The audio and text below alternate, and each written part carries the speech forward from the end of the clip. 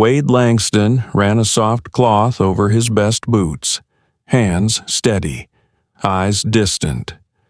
The wood beneath him creaked faintly as he sat on the porch of his isolated cabin, nestled deep in the folds of Cedar Canyon. Late afternoon sunlight painted long gold lines across the valley, warming the scrub grass and the cedar posts of the fence he'd built by hand. He was waiting. Today, after years of silence and exile, he was about to meet Clara, the woman who'd sent him letters so full of kindness, hope, and forgiveness that he started to believe he wasn't beyond redemption. She was coming from Kansas City, on a stagecoach that should have been halfway here by now. Wade hadn't felt this alive in years. Then the drums started. A deep, thunderous rhythm rolled through the canyon like distant thunder. He froze.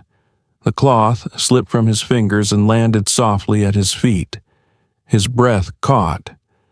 Those weren't distant storm clouds. They were war drums. He stood slowly, his boots forgotten, and stepped to the edge of the porch. The dog, Buck, let out a low, uneasy growl and tucked his ears flat. Wade's cattle, usually scattered across the field, were huddled tightly near the barn. The whole valley had shifted, from peaceful to unsettled, in the space of a heartbeat. He went inside and grabbed his old spyglass, then climbed onto the roof where the view stretched clean across the canyon rim. He scanned the ridges, heart pounding, movement, shadows, then more. At first, a few figures, then dozens, then more, silent, intentional, watching. His pulse spiked as he adjusted the focus. This wasn't a scout party. This wasn't a raid. This was a siege. They were everywhere. Wade counted fast too many to tally hundreds of warriors moving with purpose, encircling the entire valley. Cedar Canyon, his sanctuary, had become a cage, and somewhere, on the main trail that sliced through this box of stone and memory, was a stagecoach. And Clara, she was riding straight into this, a trap. He dropped back into the cabin, locked the door out of habit, though it would mean nothing if they came for him, and grabbed his Winchester. He checked the chamber, 43 rounds, no more. His hands were calm, his mind wasn't. He thought of running. There was a narrow creek bed to the east, just barely wide enough for a horse. He could slip out under the cover of dusk. He might make it, but Clara wouldn't. If he ran, she'd be walking into an ambush blind, defenseless. She didn't know the truth. She didn't know that her arrival wasn't just expected. It was part of something bigger. Then, the drums stopped. That sudden silence hit harder than the sound. Wade's breath shallowed. Even the wind had died. Then, the sound of hoofbeats, slow, deliberate. He stepped back onto the porch, rifle in hand. Not a charge, not chaos, just one rider. He lifted the spyglass again. A lone figure on horseback approached from the south trail. Young, dressed in traditional Kiowa paint and leather, but this one carried no weapon. Instead, he held a long stick, and at the top of it fluttered a white cloth, a flag of truce. The rider came at a steady pace, making sure to be seen. The horse was calm, trained. The young warrior had control. Wade watched him close the distance. 50 yards out, the rider stopped, right in the open. He didn't move, didn't flinch, didn't draw.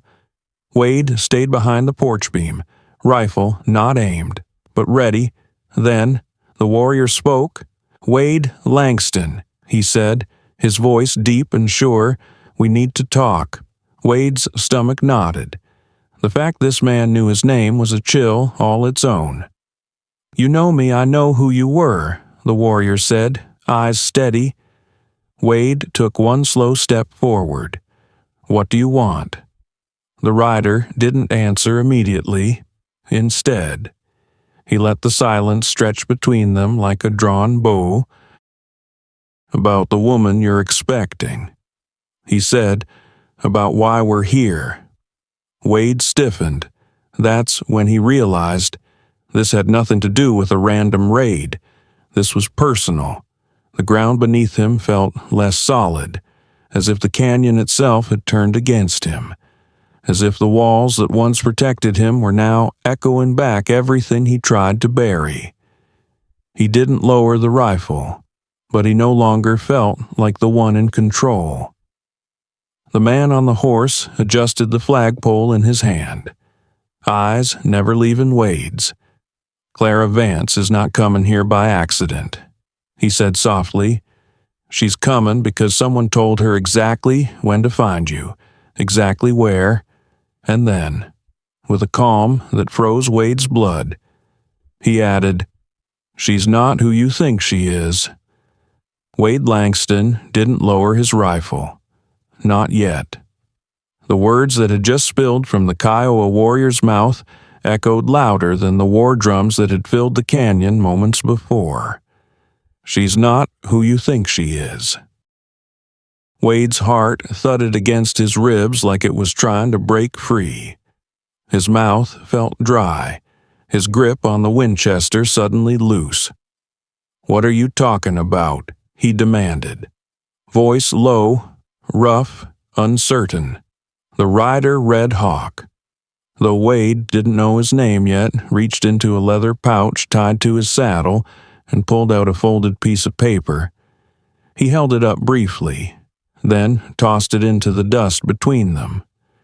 Wade hesitated before stepping forward, eyes flicking toward the ridgelines.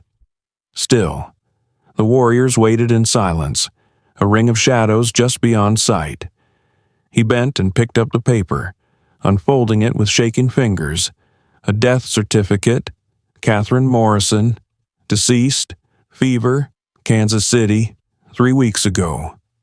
His lungs stopped working for a second. The whole world tilted sideways. The woman he'd been writing to, the one who wrote about her hopes, her new dress, her excitement for a fresh start, dead. Wade's eyes lifted slowly, disbelief turning into something else. "Then, who's coming?" "Her name is Clara Vance," the warrior said, his tone calm but implacable. "Catherine's younger sister.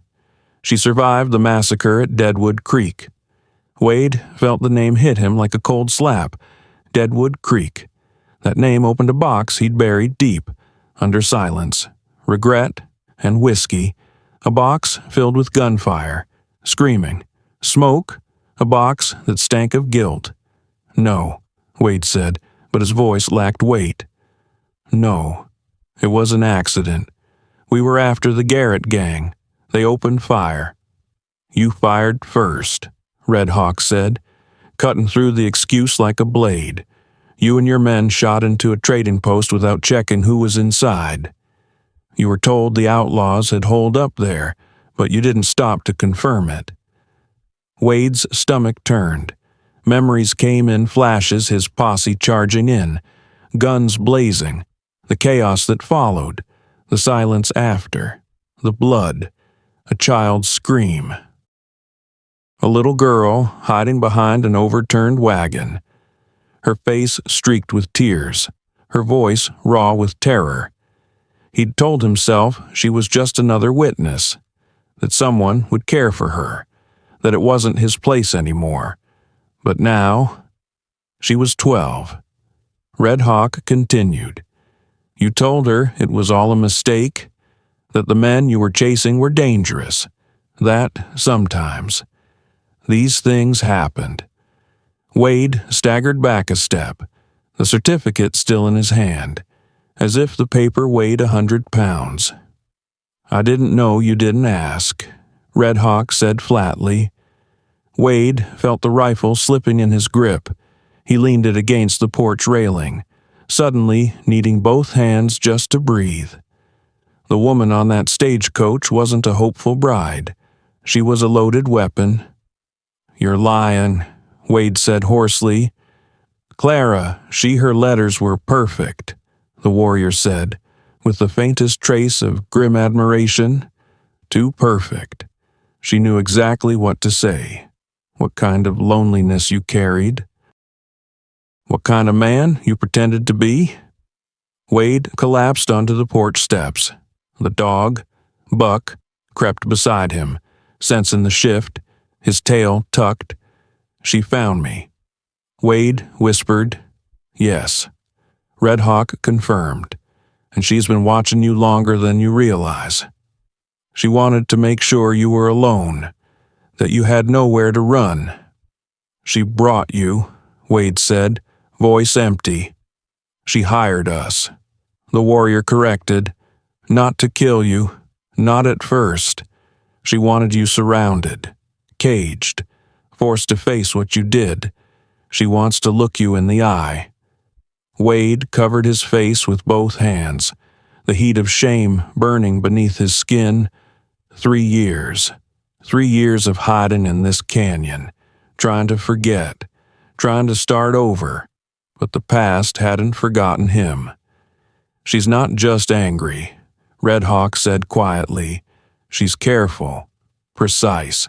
She spent 2 years tracking you, learning your habits, becoming the woman you'd want to meet." Wade looked up slowly. "She could have shot me in my sleep." "Yes," Red Hawk agreed, "but she wanted you to see her first, to remember, to understand." Wade blinked, the image of Clara Vance on the stagecoach rising unbidden. What he'd imagined: soft eyes, nervous smile, hopeful heart. But now he pictured something different, sharper, colder, determined. "Why tell me this now?" he asked.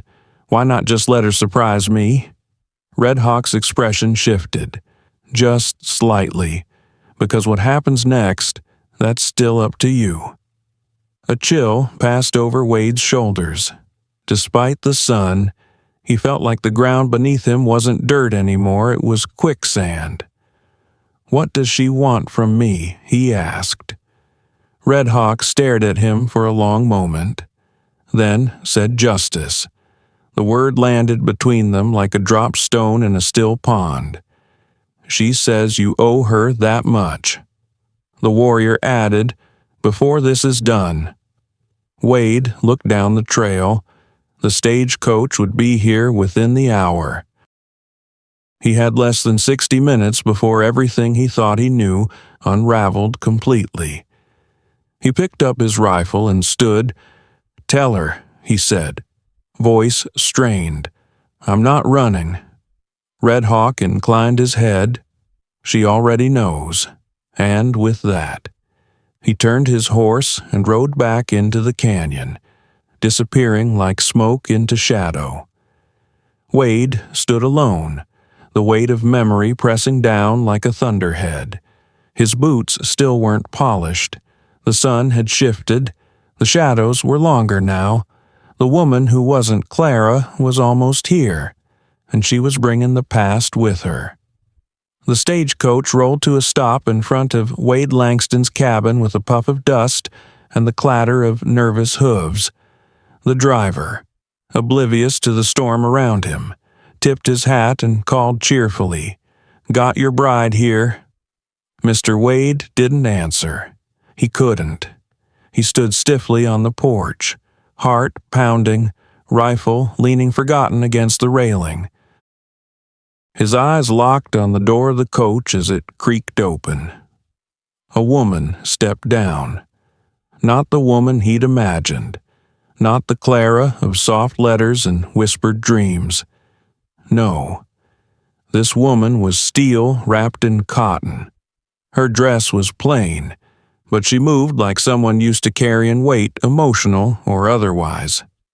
Her dark hair was pulled tight, severe, her frame lean and coiled like a coiled spring. But it was her eyes that froze Wade in place ice blue, filled with something cold, deep, and ancient hatred.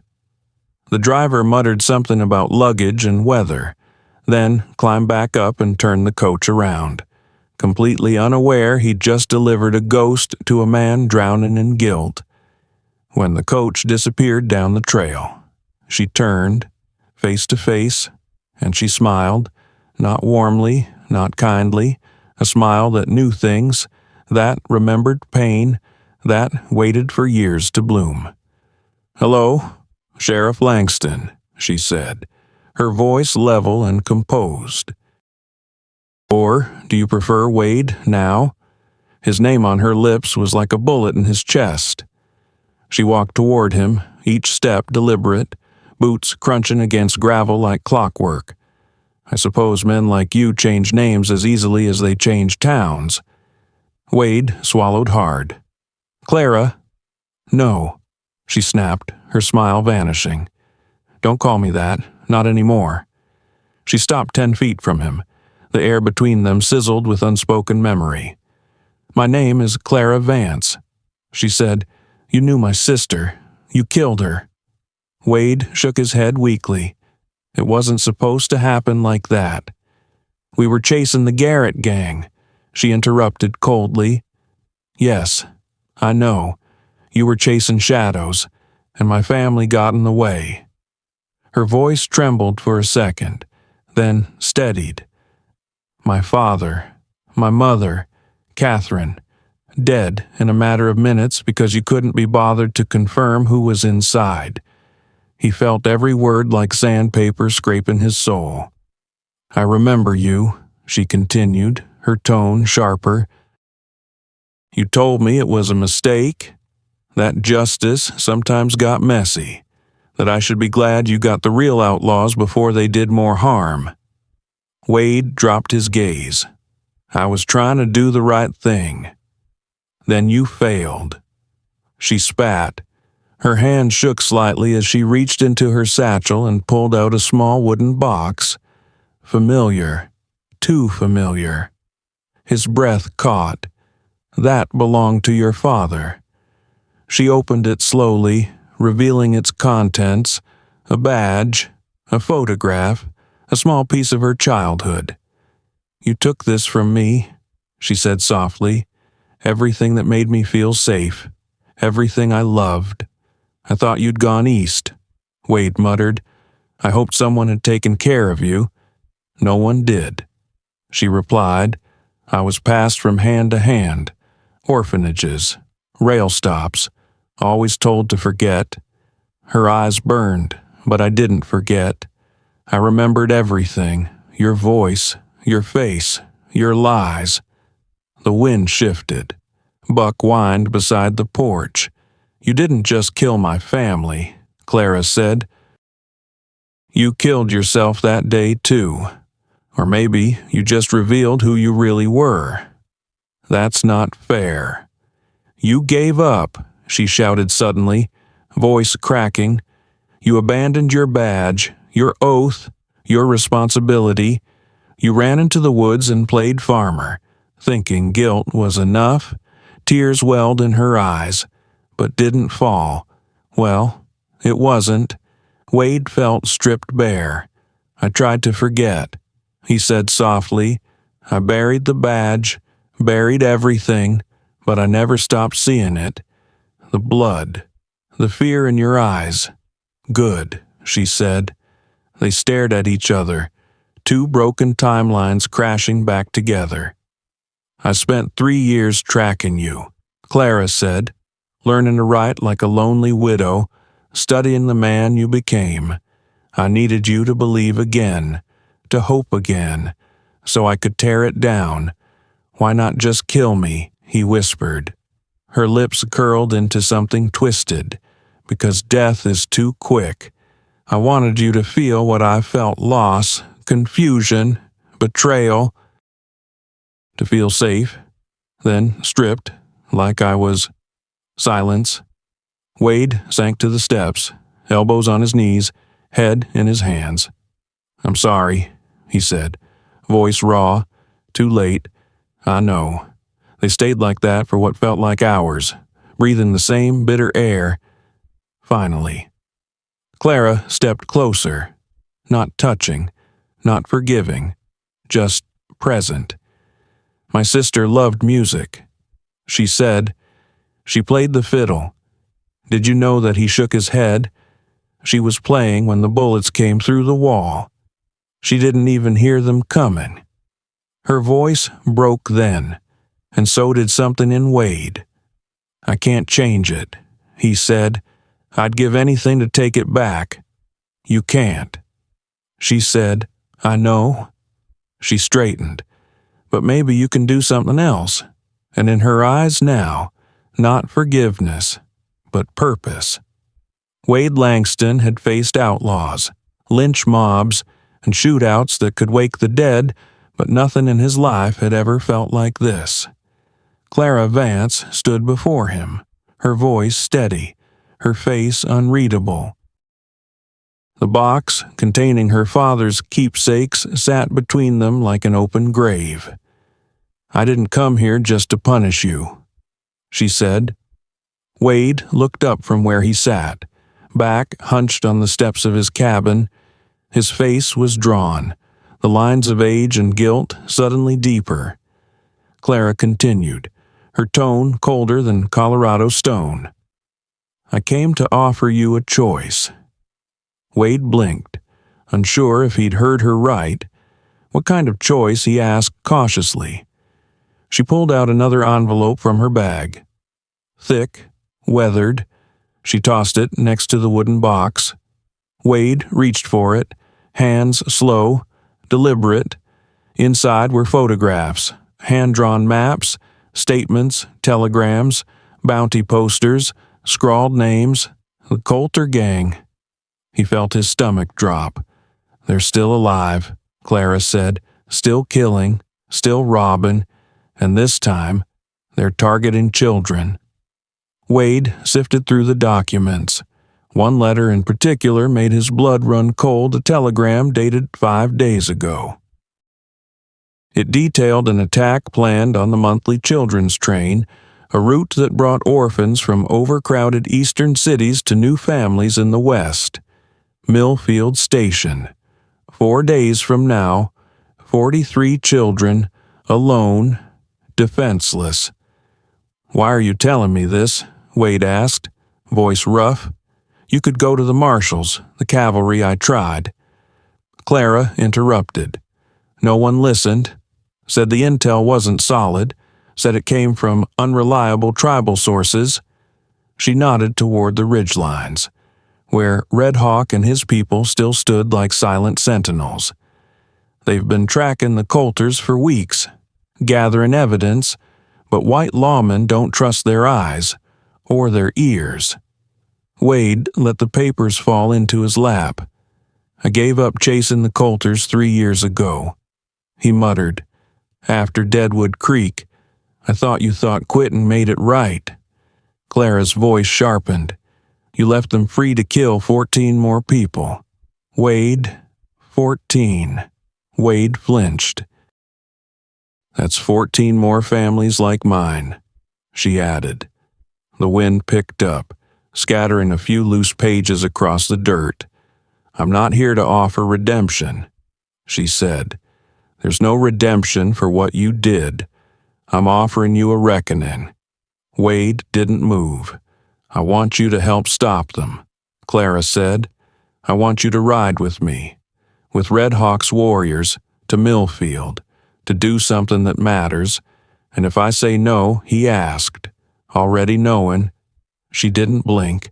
Then we bury you here, and ride without you. Wade looked at the horizon. The sun had slipped lower.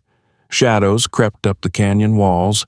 He was trapped between past and future, between guilt and duty. One path led to more silence, more hiding. The other to violence, blood, and maybe, just maybe a sliver of something like atonement. This won't bring back your sister, he said. No, Clara replied. It won't, but it might stop another little girl from losing hers. He stood, slow, careful, as if every movement carried weight. I gave up the badge for a reason. He said, then maybe it's time you earned it back. Clara said. Wade studied her eyes, her pain, the years she'd spent becoming something sharp enough to cut him open. And beneath all of that, something else. Fire, conviction, hope twisted into fury. You'd really trust me with this? He asked. No, she said, but I trust the children deserve every chance. He stared at the papers again, at the map to Milfield, at the list of names he used to chase. Now, ghosts he let escape. 4 days, 43 children. He walked slowly into the cabin. Clara waited, saying nothing. When he emerged, he held a small tin box. From it, he drew a tarnished badge. The old metal caught the fading light. He pinned it to his shirt, not because it absolved him, but because someone had to carry the weight. He met Clara's eyes. I'm in. She nodded once. We ride at dawn.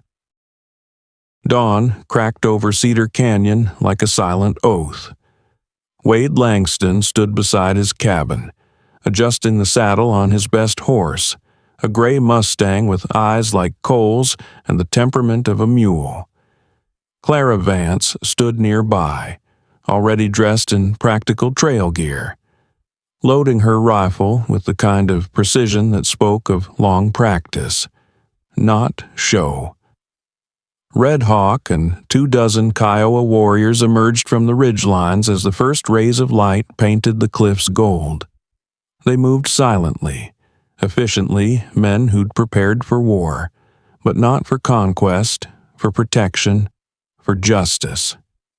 Wade's badge gleamed dully against his chest, an old star, faded but still cutting through the dust of years. It sat heavy on his shirt, heavier still on his conscience. He'd dug it out the night before, from the bottom of a rusted tin he'd kept buried beneath the floorboards. He'd never planned to wear it again, but now it burned against him not as a symbol of power, but as a burden accepted. The weight of 43 lives. Clara handed him a satchel with ammunition and a canteen. She said nothing, but her eyes lingered on the badge for a heartbeat longer than necessary. Looks like it never left you, she said quietly. Wade buckled the strap across his chest. It never really does. Red Hawk approached, mounted on a powerful roan. We ride fast, no campfires, no trails. We reach Milfield in 3 days if weather holds. Wade nodded. We ride like children's lives depend on it. They do, Clara said. With a sharp whistle, Red Hawk signaled the warriors into formation. They moved like a tide, silent but inevitable. Wade mounted, adjusting the rifle in its scabbard. Then, without ceremony, they rode, out of the canyon, out of hiding, and into the path of whatever lay ahead. And the ride was brutal. The first day took them across jagged switchbacks and narrow ridgelines, places where one wrong step would send a man and his horse tumbling into nothing. No one complained. No one asked questions. They were bound not by friendship, but by purpose, by blood owed. On the second night, they stopped by a half-dry creek bed, moonlight flickering on the rocks like silver fire. Wade sat apart from the others, cleaning his rifle. Clara approached, quiet as wind. You really were a good lawman once, she said. He didn't look up. That's a generous reading. You made mistakes, she said. You paid for them, maybe still are, but I don't think you ever stopped wanting to do right. He sighed. Wanting to do right and doing it are two very different things. She lowered herself onto a flat stone. My sister used to say the same thing, that intentions are just the road to hell unless you act. Wade finally looked at her. "You sound like her." Clara's expression softened. "I try." Silence stretched between them. Not cold this time, but shared. Familiar. "We'll reach Milfield before the train," Wade said, "and the Coulter gang," she asked. He stared into the darkness. "They won't be expecting us." By the third day, their pace quickened. The horses sensed the urgency, as if they too understood what was at stake. No one spoke much. The terrain turned rough again, brushlands, sparse trees, the occasional dry gulch. At midday, Red Hawk reined in his mount and signaled them to stop. He pointed to a narrow hill crest ahead. "There," he said, "that's Milfield's edge. Train stops just beyond those trees tomorrow at noon." They rode to the ridge, dismounted, and crawled to the edge. Below, Milfield Station sat quiet and unassuming. A single water tower, 2 outbuildings, and a platform too small for war but large enough for ambush. Wade studied the terrain. "We can dig in here. High ground gives us cover." Red Hawk nodded. "My men will flank the southern rise. They'll never see us coming." Clara pointed at the track. "The train stops here for 15 minutes to take water. That's the window. They'll come fast," Wade said, hard and loud. "Coulters always did. They don't plan for resistance. Then let's surprise them," Clara said, for a moment. They stood there, just 3 silhouettes on a hill, a fallen sheriff, a woman forged in grief, a warrior riding for children not his own, and for the first time, Wade felt something bloom in his chest, something that didn't burn. Hope.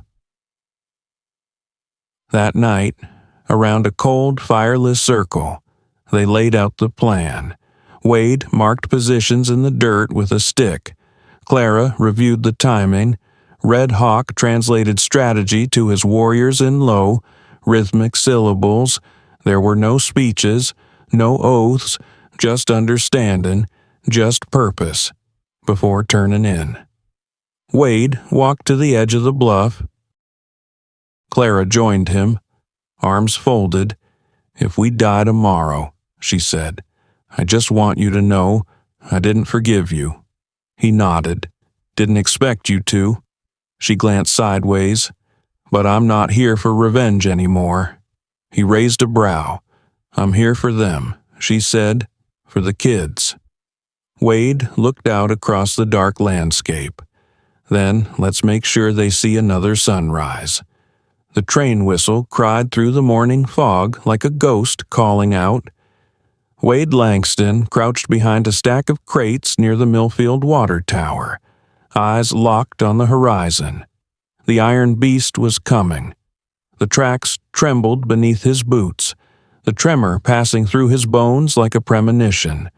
All across the station, Red Hawk's warriors were hidden behind rocks, in trees, crouched in the tall grass. Clara lay flat on the roof of the station house, rifle ready, eyes steady. The children's train slowed as it approached, steam hissing, brakes screeching against steel. A young conductor stepped down, waving to the station workers who weren't there, because they'd all been cleared out, warned by Red Hawk scouts, for 15 minutes. This place belonged to them and to death, waiting just around the bend. Then they came, dust first, rising over the ridge like a thundercloud. Then silhouettes, 30 riders, hard charging, armed to the teeth, hollering like devils on fire. The Coulter gang. They had no idea what waited for them. They thought it would be easy surprise a helpless train. Grab the strongbox, leave before anyone screamed too loud. They didn't see the warriors behind the trees. They didn't see Clara's rifle glinting on the roof. And they didn't see Wade Langston, the man they thought had vanished, until it was too late. Now Red Hawk shouted in Kiowa, arrows flew, bullets cracked, chaos exploded across the station. Coulter men screamed, fallen from saddles, some never firing a shot, but others rallied veterans of blood. They fought back, and hard.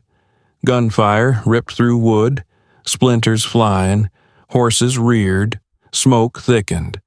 Wade fired 3 shots in 5 seconds, one to the chest, one to the leg, and one straight through a pistol hand. He moved like he hadn't in years, fast, focused, deadly. Not because he wanted revenge, but because 43 children were huddled inside a train car, crying, frozen, their whole futures riding on this moment. A Coulter thug broke through the line, running toward the train. Wade sprinted after him. They met near the second car. The outlaw raised his shotgun.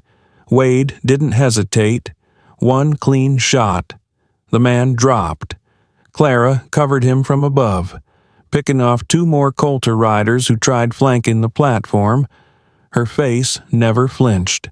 She wasn't here for vengeance. She was here to protect what she had lost. Red Hawk disarmed a rider mid-charge, pulling him from his horse and driving him into the dirt. His warriors moved with precision, silent, swift, decisive, for them. This wasn't just about justice, it was about stopping a history of violence passed on to the innocent. The gunfire slowed, then stopped. Smoke curled from barrels and broken windows. The Coulter gang lay scattered, wounded, tied, or dead, and the train still stood, untouched, alive. Wade sank to his knees, breath ragged, hands trembling. He didn't feel triumph. He felt weight, a deep, soul-crushing relief. He had done it. They had done it. The children peeked from the windows, wide-eyed. A little girl, no older than Clara, had been pressed her face to the glass. Wade met her gaze, and for a moment, time unraveled. He saw Clara, Catherine, all the lives he hadn't saved, and now, the ones he finally had. Clara climbed down from the roof, rifle still slung. She walked past the fallen gang members without blinking. She reached Wade for a long moment. They didn't speak. Then, she said softly, "They're safe?" Wade looked up at her, and in his eyes, there was no pride, just clarity. "I wasn't a good man," he said, "but maybe I can be a better one now." Clara nodded. "That's all anyone gets." Behind them, Red Hawk approached, bow in hand, war paint smudged with sweat and dust. He extended his hand. Wade took it. No words, just understanding. 3 people who had every reason to hate now standing on the same ground, not as enemies, but as guardians. As dawn broke fully over Milfield, the children were guided out, one by one, into the arms of safety. Wade watched them go, his badge still pinned to his chest, no longer a symbol of shame, but of duty reclaimed. He had walked into this journey ready to die. Instead, he had found something worth living for. If you felt your heart just crossed a desert of pain, justice, and redemption, then don't ride off just yet. Hit that subscribe button. Because there are still stories buried beneath the dust of time, waiting to be told. Stories of blood-stained truths, nameless heroes, and bullets hanging in the balance between good and evil. Subscribe so when the winds of the Wild West start to howl again, you'll be the first to hear the opening shot.